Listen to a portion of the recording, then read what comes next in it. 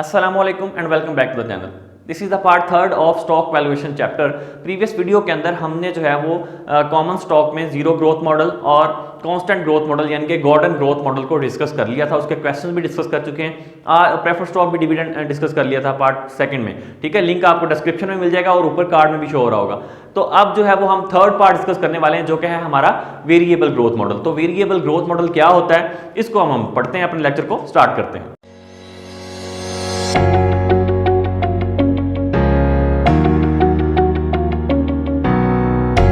तो variable growth model basically क्या होता है? वेरिएबल ग्रोथ मॉडल ऐसा मॉडल होता है जिसमें आपको ग्रोथ तो मिलती है लेकिन हर साल डिफरेंट ग्रोथ मिलेगी।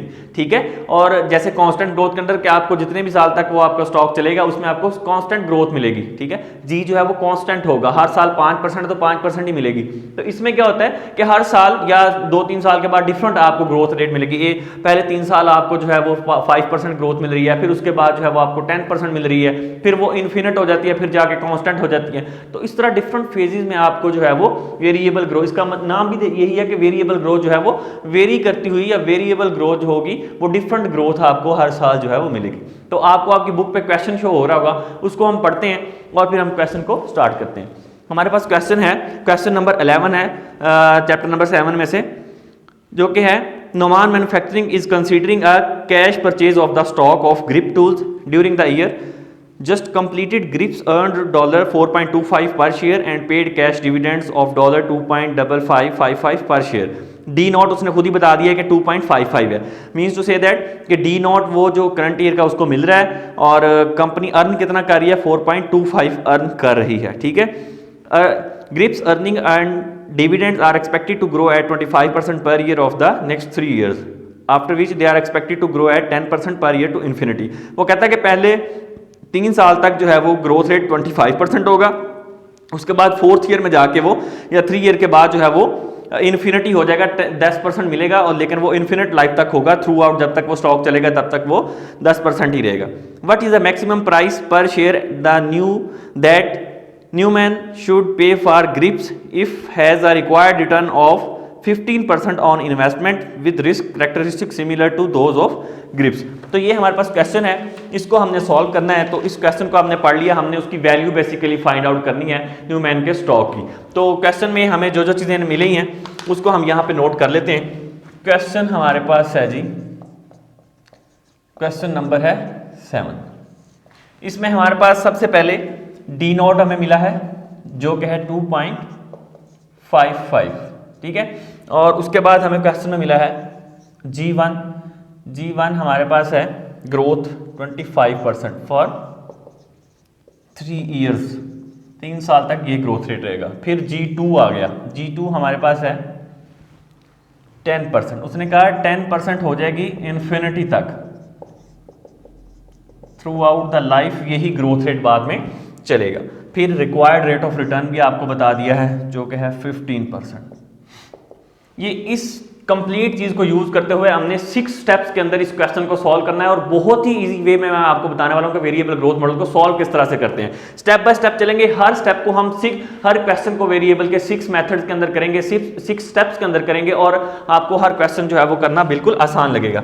तो सबसे पहले स्टेप में आपने क्या करना है, यहां पर मैं नोट कर रहा हूं स्टेप 1 से हम क्वेश्चन को, अब सोल्यूशन है, अब यहां से इसको स्टार्ट करें, यहां तक हमारा जो है वो क्वेश्चन है। ठीक है, स्टेप 1 में आपको ये डी नॉट दे दिया गया है, G1 दे दी गई है, G2 दे दी गई है। सबसे पहले हमने क्या करना है कि जो G1 फेज है उसके डिविडेंड्स फाइंड आउट करने। तो G1 फेज कितनी है, 25% है, आपको 3 साल तक मिल रही, तो इसके आपने dividend, future dividend find out करने हैं। ठीक है, तो हम हेडिंग देंगे फ्यूचर डिविडेंड्स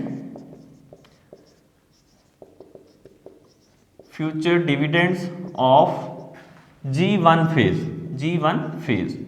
ये हमने हेडिंग दी है यहाँ पे, future dividend of G1 phase की।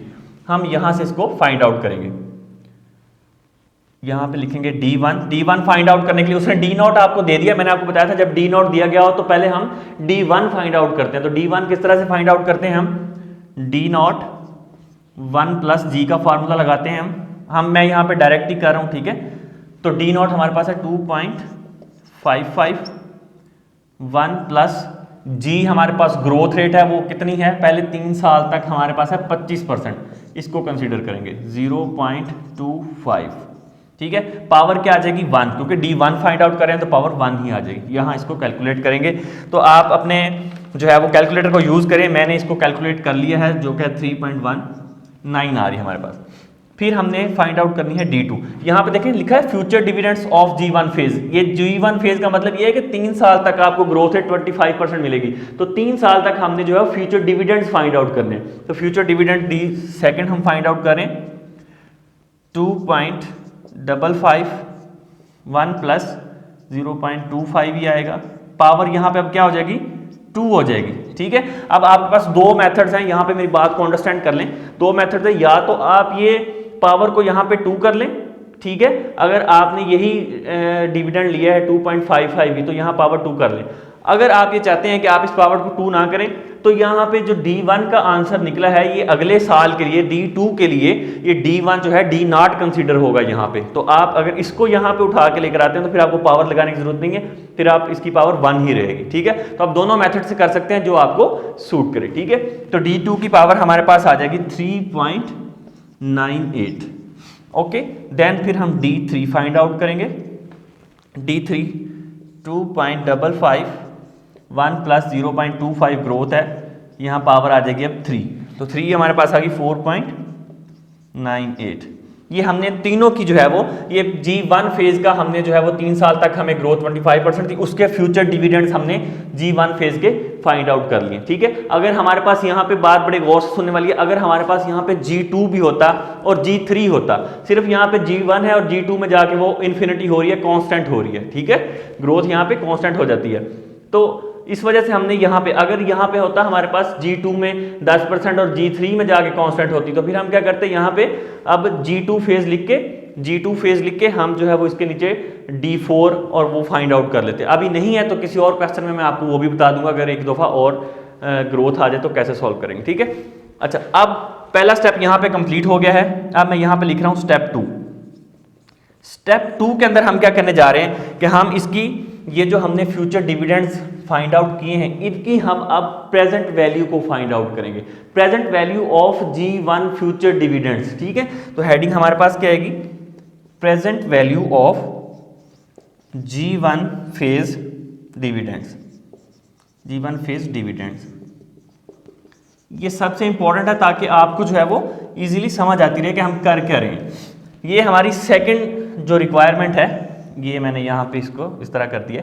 अब हम क्या फाइंड आउट करें, present value of G1 phase. जो ये डिविडेंड्स आए हैं इनकी अब हम प्रेजेंट वैल्यू फाइंड आउट करेंगे, ताकि हमें ये पता चले कि जब ये G1 स्टार्ट हुआ तो ये तो फ्यूचर डिविडेंड्स है ना, तो अब इन फ्यूचर, जैसे मैंने आपको टाइमलाइन पे शो करके बताया था, ये टाइमलाइन होती है, यहाँ पे 0 ये रहा, ये 1 2 और ये 3। तो अब हमने इसको 0 पे लेकर आना है, इसको भी 0 पे, इसको भी, ये फ्यूचर वैल्यूज हैं, इनको हमने 0 पे लेकर आना है कि आज उनकी वैल्यूज कितनी है। तो सेम वही हम यहाँ पे काम कर रहे हैं, ठीक है।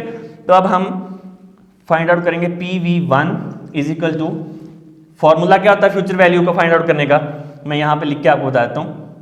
Future value divided by 1 plus r की पावर है n, ये फॉर्मूला होता है। तो PV1 हम फाइंड आउट करें 3.9 की, 19 की वैल्यू 1 प्लस r हमारे पास कितना है 15%, तो क्या आ जाएगा 0.15, पावर कितनी आ जाएगी 1, यहाँ आंसर आ जाएगा हमारे पास 2.77, ठीक है।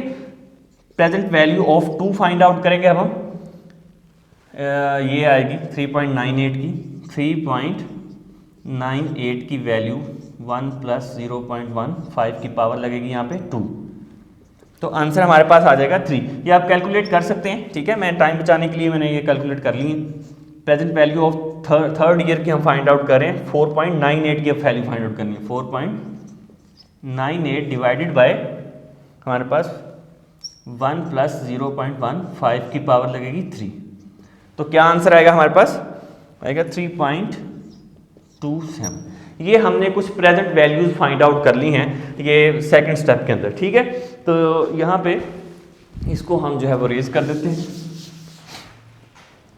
ये हमने वैल्यूज फाइंड आउट कर लिए, सेकंड स्टेप हमारा जो है वो कंप्लीट हो चुका है। इसको हम जो है वो ऐड कर लेंगे यहाँ पे, तो ऐड करने से ये हमारे पास क्या आ जाएगा 9.04, 9.04 ये आ जाती है प्रेजेंट वैल्यू। G1 फेज की जो है वो हमने फाइंड आउट कर ली है और अब हम उसको निकाल चुके हैं। अब हमारे पास है स्टेप 3, यहां पे हम करेंगे स्टेप नंबर 3। स्टेप 3 में क्या होगा कि ये जो हमारी पार्ट्स है, ये जो G2 है, G1 फेज की तो हमने प्रेजेंट वैल्यू तक फाइंड आउट कर लिया, अब G2 फेज पे आ जाएंगे। ठीक है, तो G2 फेज हमारे पास क्या है, 10% इन्फिनिटी हो रही है आगे। तो इसका मतलब ये है कि ये नंबर ऑफ ईयर 3 पे खत्म हुआ था, तो ये चौथे साल की जो है वो चौथे साल में आके ये ग्रोथ जो है वो कांस्टेंट हो रही है। तो सबसे पहले तो हमें क्या चाहिए, D4 चाहिए। ठीक है, तो ग्रोथ चौथे साल की है, तो यहाँ पे हम क्या फाइंड आउट करेंगे, मैं इसको हेडिंग आपको बता देता हूँ। हम लिखेंगे क्या, हम लिखेंगे future dividends, future dividend of G2 phase. ठीक है, अब हम G2 फेज का फ्यूचर डिविडेंड फाइंड आउट कर रहे हैं, तो यहाँ पे क्या आएगा, D4 आएगा, D4 फाइंड आउट करना है। तो D4 फाइंड आउट करेंगे तो पिछला साल कौन सा होगा, D3, वो हमारे लिए D0 होगा। तो D3 अब D0 है, 1 प्लस ग्रोथ हमारे पास कितनी है इस दफा 0.1, ये लेंगे 10% जो है। ठीक है, पावर 1 आ जाएगी।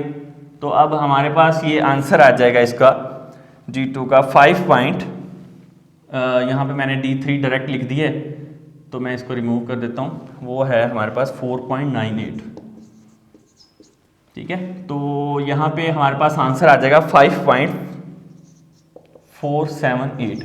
ये अब हमारे पास क्या आ गया है, future dividend of G2 phase हमने फाइंड आउट कर लिया। देखें, ये थी हमारे पास D3 की वैल्यू। ठीक है, तो वो हमने यहाँ पे लिख ली D0, अब हमारे पास वो बन गया D4 के लिए। तो ये हमने फाइंड आउट कर ली, थर्ड स्टेप कंप्लीट हो गया। स्टेप 4, अब हम फाइंड आउट करेंगे वैल्यू ऑफ पर कॉमन शेयर, पर common share at the start of G2 phase. ठीक है, जब G2 फेज स्टार्ट हुई है, ये हमारे पास हेडिंग बनी है, ये हमारे पास 4 स्टेप की हेडिंग है, वैल्यू ऑफ पर common share at the start of G2 phase. मतलब कि जब G2 फेज स्टार्ट हुई थी, ये वाली फेज जब स्टार्ट हुई है हमारी, तो तब हमने ये फाइंड आउट करनी है कि हमारी कॉमन स्टॉक की वैल्यू क्या उस वक्त आ रही थी। तो चूंकि वो कांस्टेंट हुआ है, तो कांस्टेंट वाला फॉर्मूला लगा के हम उसकी वैल्यू फाइंड आउट करेंगे। हमारे पास क्या होता है, present value of common stock is equal to D1/R-G। तो हमारे पास D1 कितना है, आ गया, ये आ गया। ठीक है, D1 अब हमारे पास क्या होगा, D4 है, तो 5.478 डिवाइडेड बाय R हमारे पास कितना है 15%, 0.15 माइनस ग्रोथ है इस दफ़ा 0.10।